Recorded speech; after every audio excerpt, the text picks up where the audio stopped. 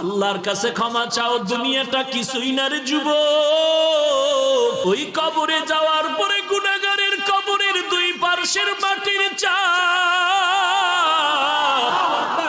পাজরের হাড় চুরমার হয়ে যাবে। একটা নয়, দুটো নয়, 70 থেকে 99টা সাপের কামড়। কবরের ভিতরে জাহান্নামের আগুন। এরে বান্দা, এখনো কি আল্লাহর রাস্তায় ফিরে আসবি না?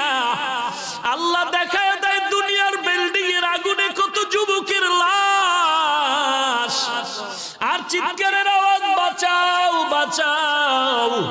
একটু চিন্তা করে দেখ, যখন আগুন লাগছিল শরীরের মধ্যে তখন ওদের কেমন লাগছিল, অবস্থাটা কেমন হয়েছিল। ওরা যখন আগুনের মধ্যে সবাই জানালা দিয়ে হাত দিয়ে কয়, কে আছো, আমাদের বাঁচাও। আমাদের ডানে আগুন, বামে আগুন, চতুর্দিকে আগুন। এই দুনিয়ার আগুন থেকে হাজার হাজার হাজার তাপের মাত্রার আগুন।